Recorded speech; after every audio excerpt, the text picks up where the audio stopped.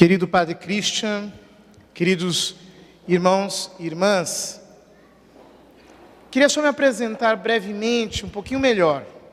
Meu nome é Padre José Eduardo, eu sou padre da Diocese de Osasco e trabalho na paróquia São Domingos, o Pregador, lá em Osasco. Aliás, os meus paroquianos vão ver essa gravação depois, então eu quero saudá-los de todo o meu coração. Eu os amo muito e os trago aqui comigo na oração, rezando por cada um deles.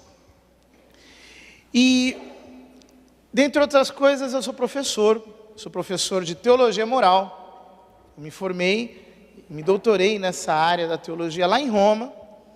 E aqui no Brasil eu presto esse serviço em algumas faculdades, ensinando os futuros sacerdotes um pouquinho dessa parte da teologia, que é a teologia moral.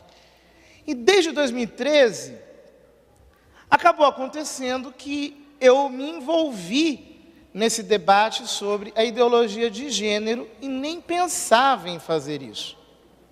Estava me ocupando com outras coisas, mas, no final das contas, acabei tendo de lidar com o assunto da ideologia de gênero, que, vamos combinar, não é um assunto muito simpático, como vocês acabaram se inteirando aqui em Divinópolis.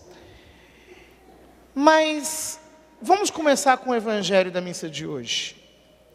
Hoje é festa de Santa Maria Madalena, essa mulher que um dia se encontrou com Jesus e deixou tudo para trás. O Evangelho nos conta que ela foi possuída por 7 demônios e que Jesus a libertou destes espíritos malignos. E a partir de então ela começou a servi-lo com os seus bens, dedicando-se totalmente a Jesus. Jesus conquistou o coração daquela mulher, entrou na vida dela e mostrou a Maria Madalena quem de fato ela era. Ela se encontrou consigo mesma, encontrando-se com Jesus. Ela recuperou o destino de sua vida em suas mãos, entregando-os a Ele. Passou a segui-lo fielmente até a cruz. Todos o abandonaram, com exceção de Nossa Senhora, de Maria, mulher de Cleofas, que era tia de Jesus, de São João Evangelista e dela. Na noite da ressurreição, ela deixou tudo para trás e foi ao túmulo de Jesus, enfrentando os perigos da noite, enfrentando os perigos dos guardas que odiavam a Jesus e seus discípulos. Ela foi lá. Quando chegou, a pedra já tinha sido rolada do túmulo, o seu coração se angustiou, ela pensou que o tinham roubado de lá. Foi correndo contar aos apóstolos, que quando receberam essa notícia, foram correndo ao sepulcro. Chegaram lá, viram no vazio, João viu e acreditou, os apóstolos voltaram para o cenáculo e Maria Madalena voltou novamente para o sepulcro. Olhou para dentro, viu 2 anjos, um sentado na cabeceira e outro aos pés do sepulcro. Alguns comentadores dizem que aí está um símbolo da Arca da Aliança do Antigo Testamento, que ficava no Santo dos Santos, a parte mais interior do Templo de Jerusalém, em que os judeus diziam que habitava Deus. Mas Jesus não estava lá. Porque depois da sua morte e da sua ressurreição, o véu foi rasgado e a presença de Deus deixou de habitar no Santo dos Santos para habitar nos nossos corações. Nós somos o novo santuário onde habita Deus. E por isso ela não o encontrou dentro do túmulo. Seus olhos estavam marejados de lágrimas. Ela se volta para fora e se encontra com aquele que ela pensava que seria o jardineiro. Por um acaso o Senhor levou o meu Senhor do túmulo? Mostra-me que eu vou lá buscá-lo. Uma mulher tão fraca. Como poderia trazer o corpo de Jesus sozinha? Tão grande é o amor dela, que ela pediu o corpo do seu Senhor. Então, repentinamente, depois de ter feito primeiro uma pergunta, Jesus chama Maria Madalena pelo nome. Maria! Notem, ele não a chama de Madalena, porque Madalena remetia ao lugar de onde ela provinha, remetia à sua história, remetia à sua vida velha, remetia ao seu passado. E ele, delicada, cuidadosamente, omite a referência à cidade de Magdala, de onde ela tinha vindo. Ela não era mais aquela mulher que carregava uma história antiga. Ela não era mais alguém que tinha uma vida velha. Depois que se encontrou com ele, ela era apenas Maria. Ele a devolveu a si mesma. E por isso, quando ele a chama pelo nome, quando ele lhe devolve a sua identidade, quando ele chega à essência de quem ela é, ela imediatamente reconhece a sua voz e lhe diz: Rabone, que quer dizer mestre. Ela o chama de mestre, a este Jesus que a tinha ensinado tudo, que a tinha ensinado a viver de novo, que a tinha ensinado a fazer novas escolhas, que a tinha ensinado o que vale na vida, que a tinha ensinado tudo aquilo que tem importância e também aquilo que não tem importância.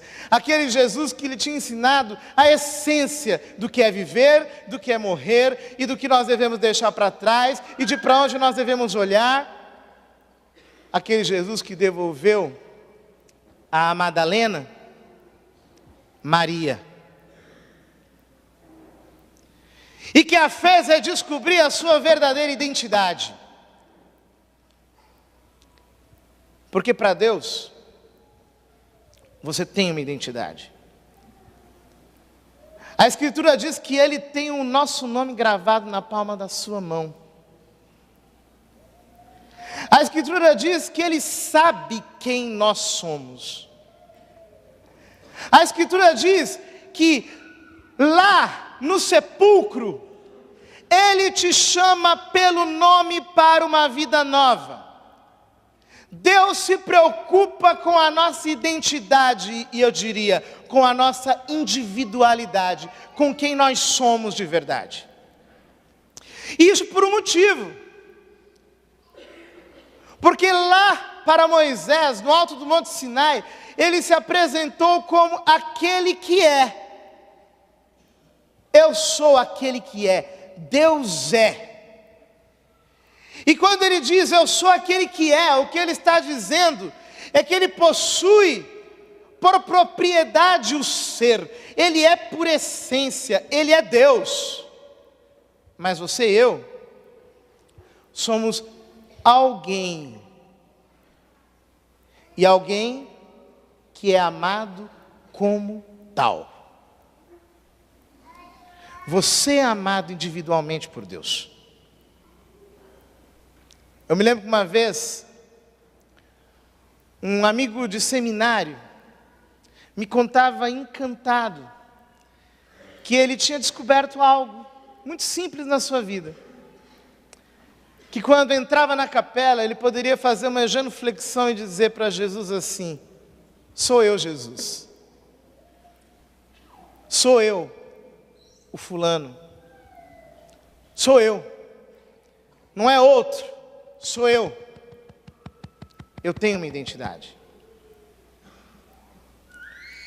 Isso é absolutamente importante, porque quando eu descubro que eu sou alguém para Deus, e que Ele dá importância para quem eu sou, Então eu entendo que encontrando-me com Deus, eu me encontro comigo mesmo, ao invés de me alienar. Pois bem, mas acontece, queridos irmãos, que existem pessoas que querem nos convencer de que nós não somos ninguém. Querem convencer que nós não temos uma identidade. Querem nos convencer de que nós não possuímos verdadeiramente uma identidade como um dom com o qual nós nascemos nessa terra. E estas pessoas começaram a ensinar, negando inicialmente que qualquer coisa seja alguma coisa.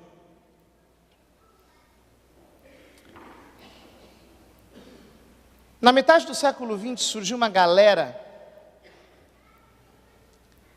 que inventou uma teoria chamada desconstrucionismo. Em que consiste essa teoria? Consiste em dizer que nada, absolutamente nada, pode ser provado que seja alguma coisa. Em outras palavras, essas pessoas dizem que qualquer coisa pode ser contestada como sendo aquilo que é. E eles se divertem fazendo esse tipo de exercício, dizendo, você acha que isso é isso? Não, isso não é isso, na verdade isso aqui é outra coisa, mas nem outra coisa é, isso aqui pode não ser, nada disso pode ser qualquer outra coisa, porque nada é alguma coisa, tudo pode ser algo diferente daquilo que é. E ficam com essa conversa de gente maluca, negando que as coisas são aquilo que elas são, e ao mesmo tempo afirmando que elas podem ser qualquer coisa, diferentemente daquilo que elas são. Você entendeu? Não, não dá para entender. Fique tranquilo. Só que acontece o seguinte, se eles fossem aplicar isso na realidade, eles não iam convencer ninguém. Isso ia ficar apenas sendo uma conversa de gente universitária maluca. Por quê? Bom, você vai comprar um pacote de macarrão. Aí você vai chegar e a pessoa vai dizer para você, não, mas veja bem, isso aqui não é um macarrão, isso aqui é uma outra coisa. Na verdade, você está enganado. Parece macarrão, tem gosto de macarrão, tem tamanho de macarrão, está no pacote de macarrão, tem preço de macarrão, está na seção de macarrão, mas não é um macarrão. Aí você, talvez por educação, não comprasse macarrão, voltasse para casa, mas eu garanto que quando você soubesse que aquela pessoa não estaria ali, você ia voltar lá e ia comprar o macarrão, porque você está afim de comer o macarrão. Essa conversa não ia durar muito. Então não dá para convencer ninguém dessa maluquice utilizando as coisas. Porque no final a gente precisa delas. E não tem jeito, se você precisa de uma caneta, você vai pegar uma caneta.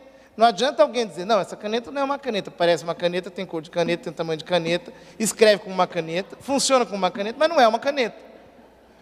Você vai querer escrever com uma caneta. Não interessa aquilo que digam que é ou que não é.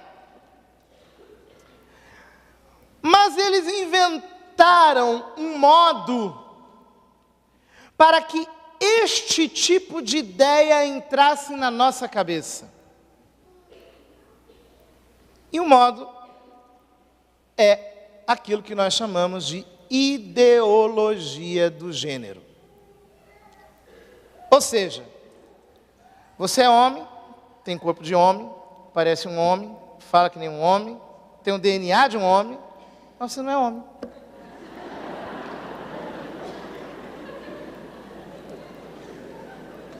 Você é uma mulher, tem o DNA de uma mulher, tem o corpo de uma mulher, o jeito de uma mulher, a voz de uma mulher, o cabelo de uma mulher, tudo de uma mulher, mas você não é uma mulher.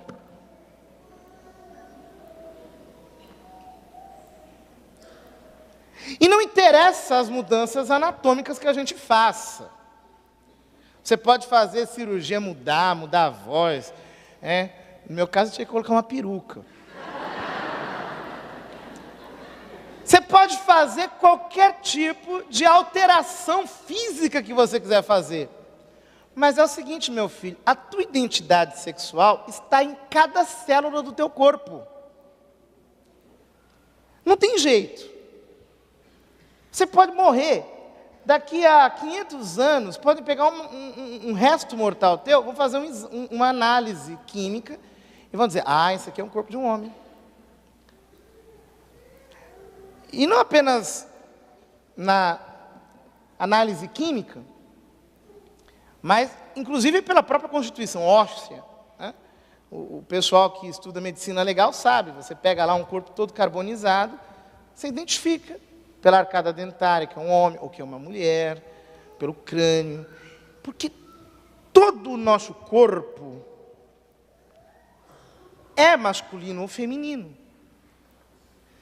No entanto, a galera do gênero quer nos convencer que isso não existe. Não tem masculino e não tem feminino. São invenções que a sociedade opressora criou para nos enganar. Então a galera do gênero chega dizendo algo aparentemente ou mais ou menos assim. Te enganaram, querido. Você está achando que você é homem? Você não é. Te definiram assim, mas você não construiu a sua verdadeira identidade. A tua verdadeira identidade é um gênero que você tem que inventar.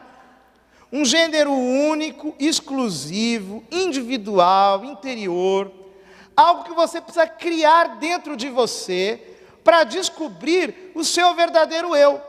Aí você diz, tá bom, então isso significa que se eu me esforçar muito, se eu for me testando, se eu for fazendo experiências, então eu vou chegar ao meu verdadeiro eu? Aí ele vai dizer, não é assim. Porque depois, esse eu aqui, ele não é fixo, ele é variável, ele vai mudando. Ele vai se transformando. Para utilizar uma linguagem que está na letra de uma música, inclusive, para a galera do gênero, nós não temos uma identidade.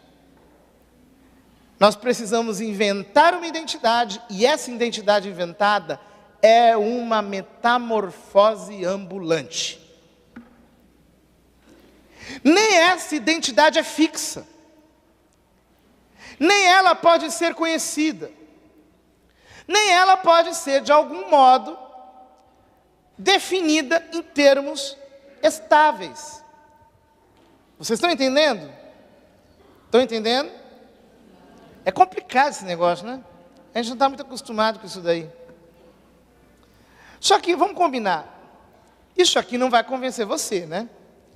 Você é adulto, você já tem a sua cabeça feita, você já cresceu, é uma pessoa criada, então isso não oferece perigo nenhum para você pessoalmente aqui. Você já tem uma personalidade relativamente formada. Só que esse é o problema. Esta turma quer aplicar isso aqui na educação. Fazendo o quê? Convencendo as nossas crianças de que elas nasceram com o corpo de homem, parece homem, tem jeito de homem, tem toda a anatomia de homem, tem as células de homem, mas não são homem. Tem jeito de mulher, parece mulher, tem corpo de mulher, tem anatomia de mulher, mas não são mulher. Eles querem pegar a criancinha e doutrinar as criancinhas a partir deste tipo de concepção. Ou seja, eles querem pegar a cabeça das nossas crianças e ir transformando a partir de dentro para que elas percam completamente a sua identidade. E isto não é uma teoria. Hoje mesmo, uma pessoa aqui de Divinópolis me contou que uma menina escreveu em um determinado lugar, inclusive chegou a dizer que não tem nada Não existe esse negócio de menina e menino.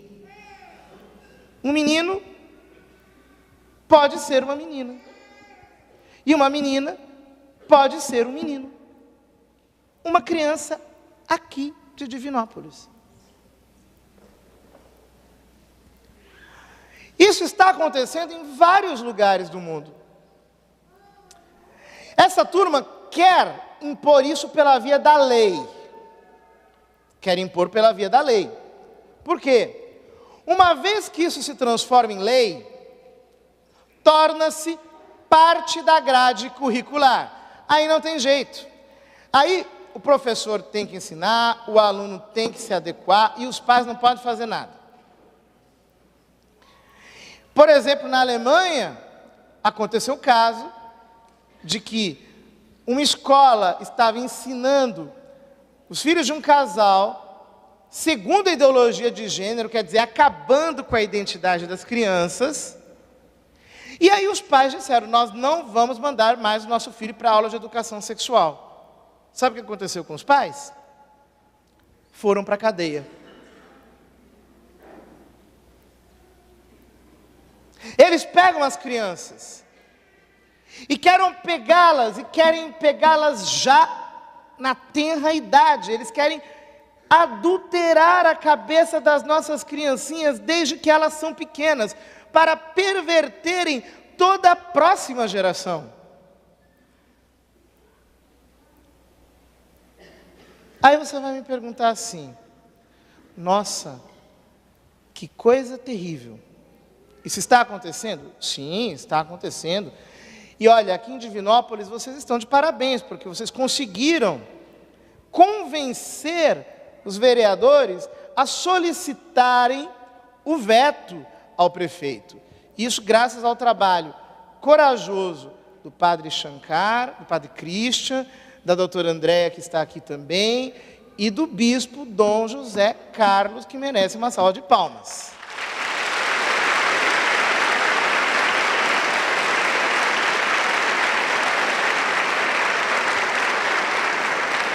Mas estejam atentos, porque embora não tenha passado, ontem mesmo, na audiência que eu dei ali na Cúria Diocesana, alguém chegou a dizer, embora não tenha passado na lei, isso está sendo tratado na sala de aula. E, inclusive, as pessoas querem insistir nesse tipo de tema para, aos poucos, irem adulterando a cabeça e a identidade das nossas crianças. Nós precisamos resistir, nós precisamos ser corajosos, nós precisamos, como cristãos, mas não apenas como cristãos, como cidadãos, precisamos nos levantar contra este tipo de prática e defender as nossas famílias. Por quê? Porque quando a ideologia de gênero estiver aplicada e estiver sendo vivida pelas nossas crianças, que um dia se tornarão adultos, o que vai acontecer com a família? A família acaba. Você vai me dizer, nossa, padre, mas que visão mais estranha. Por que a família acaba? A família acaba por um motivo simples. Porque a família está fundamentada em figuras familiares. Você tem o pai, você tem a mãe e você tem os filhos. Veja como eles fazem as coisas. Primeiro eles vão dizendo que família não é mais constituída por um matrimônio entre um homem e uma mulher. Hoje mesmo eu li uma notícia que um homem se travestiu de mulher. Ele é um homem que tecnicamente se autodefine como transexual.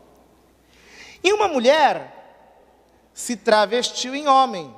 É aquilo que tecnicamente também se chama transexual. Só que o que aconteceu? Os dois se casaram. Aqui no Brasil. E o homem, que na verdade é mulher, ficou grávido da mulher, que na verdade é um homem.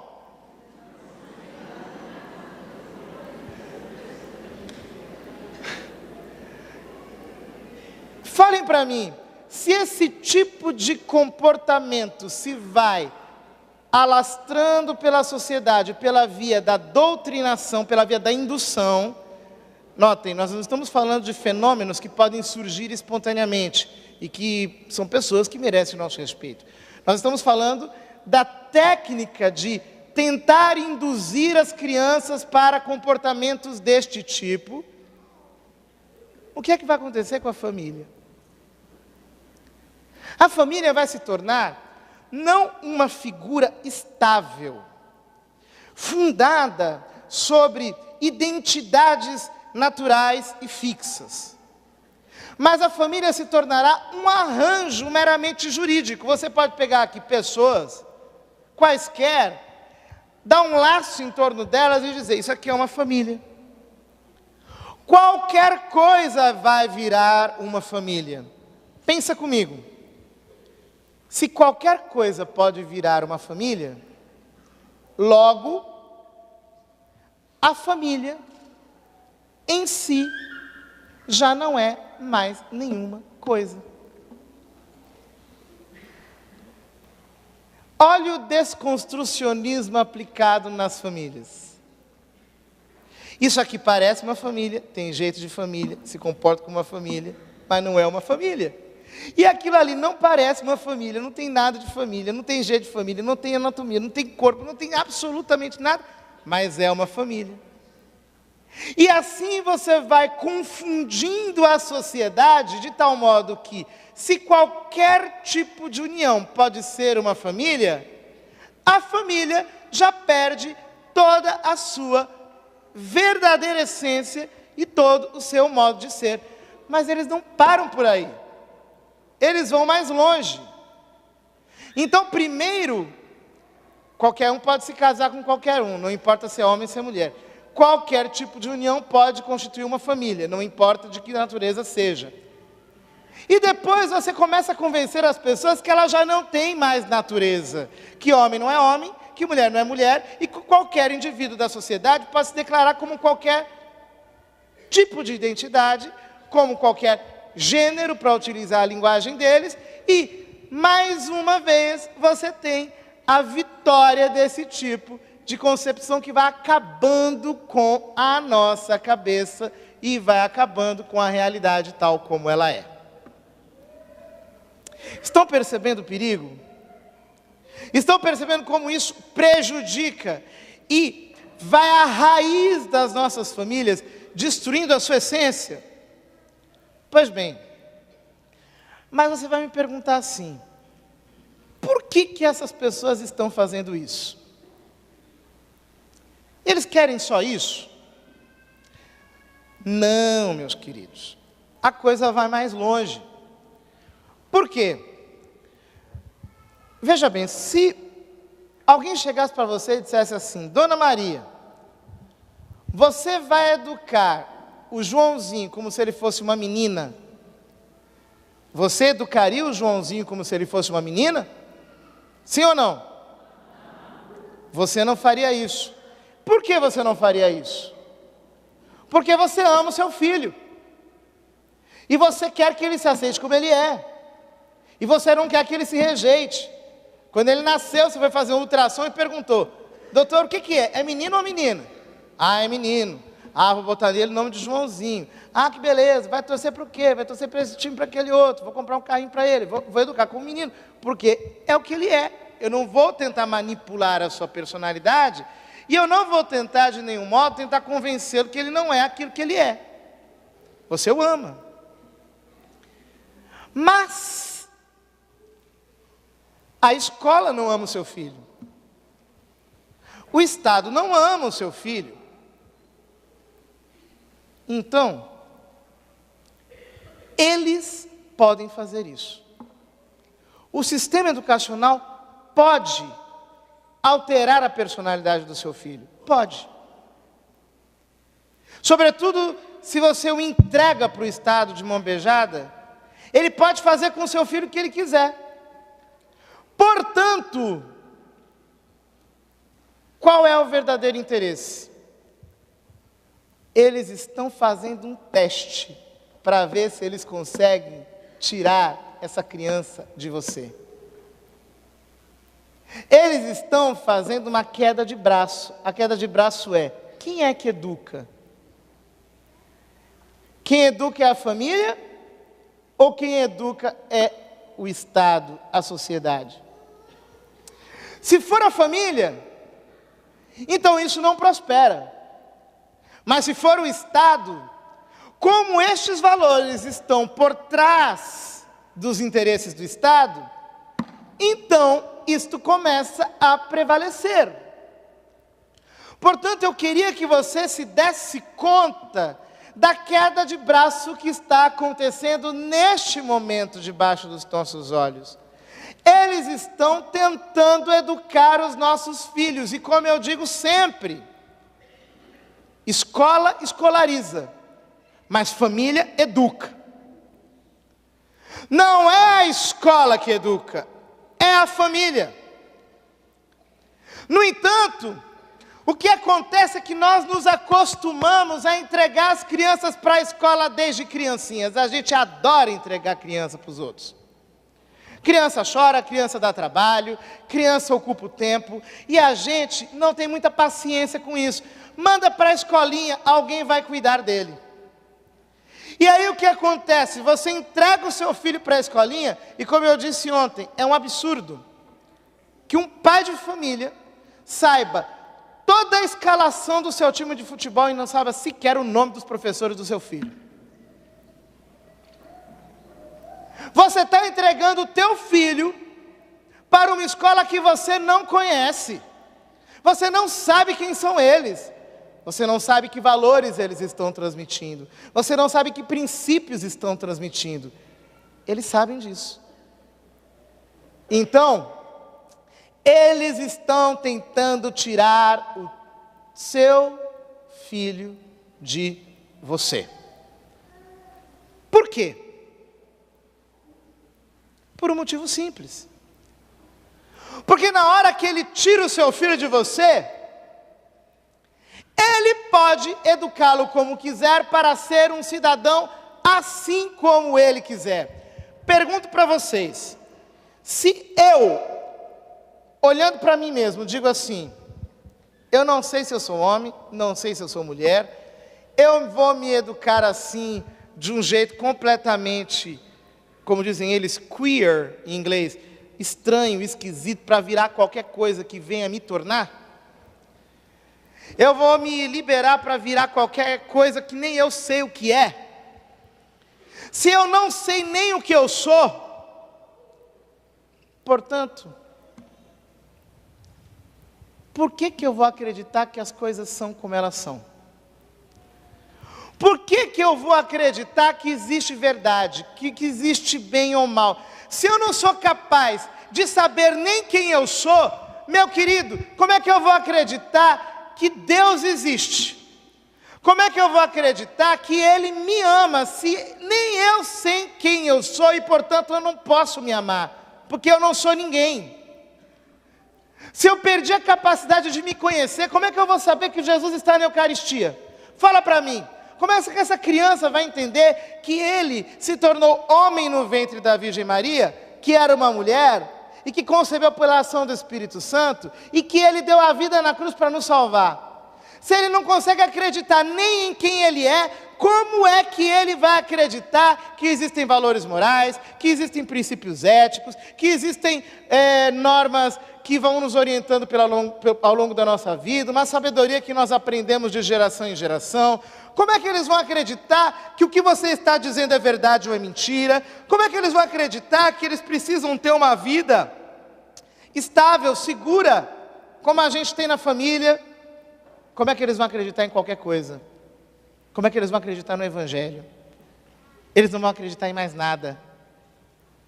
Eles não vão mais conseguir crer em absolutamente mais nada. E o que acontece quando a gente não consegue crer em absolutamente mais nada? A gente começa a acreditar em qualquer coisa.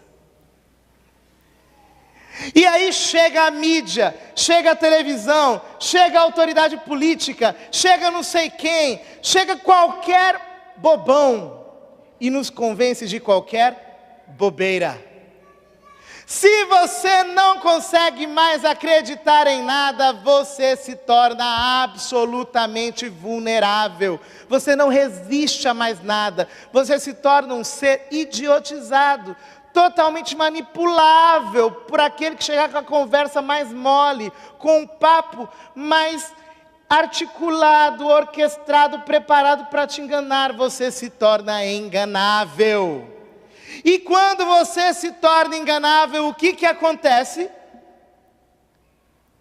Qualquer um pode te manipular. Ou seja, você pode ser refém de um sistema totalitário. É muito fácil manipular gente que não tem identidade. Então consegue-se criar impérios que não parecem impérios, ditaduras que não parecem ditaduras, e você está sendo controlado sem nem saber quem é que está mandando em você. E aí, meu querido, talvez será tarde demais para nós entendermos que passou o tempo de lutar. Não, nós não vamos entregar os nossos filhos para o Estado. Nós não vamos entregar os nossos filhos de mão beijada para eles. Eles vão aprender sim que eles são alguém, que eles nasceram com uma identidade, nós os amamos com a identidade com a qual eles nasceram, que é a identidade com a qual Deus os criou. Nós vamos educá-los de acordo com os princípios.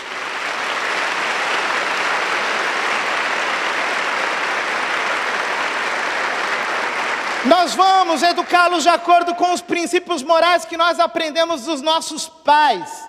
Nós vamos transmitir aquilo que nós aprendemos das gerações anteriores, que foram as gerações que construíram esta igreja, esta cidade, este estado e esse país.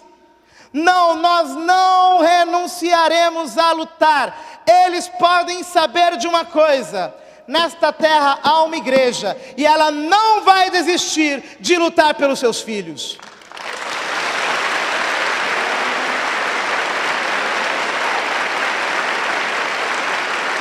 E eu quero te dizer que Deus tem nos abençoado. Queridos irmãos, o Brasil se levantou. O Brasil foi a primeira nação que levantou-se contra a ideologia de gênero. Em nenhum lugar do mundo ela tinha sido vencida. Ela acabou de ser aprovada no México, me informaram hoje. Aqui no Brasil nós estamos vencendo. Nós derrotamos no Congresso Nacional, no Plano Nacional de Educação. O governo federal enfiou de novo para os planos municipais.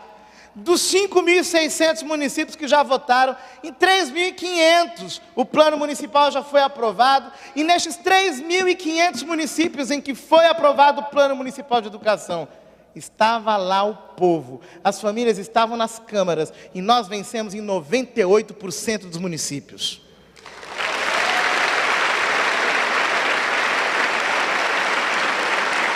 Portanto, eu quero te animar nessa luta. Levanta a tua cabeça, nós vamos lutar pelos nossos filhos.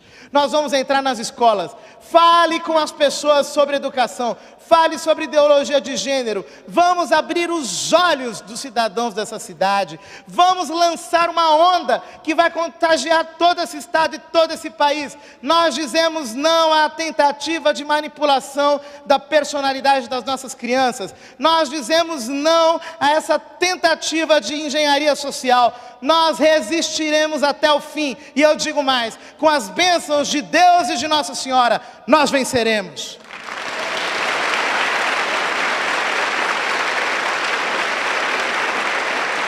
Deus coloca essa vitória nas nossas mãos.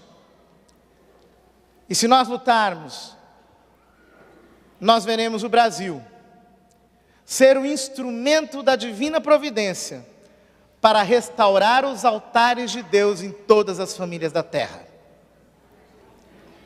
Deus há de levantar o Brasil para libertar outras nações do mundo deste jugo, se nós lutarmos pelas nossas famílias, pelas nossas casas, pelos nossos lares. Portanto, queridos irmãos, meu coração arde hoje, de alegria, de felicidade por poder estar aqui.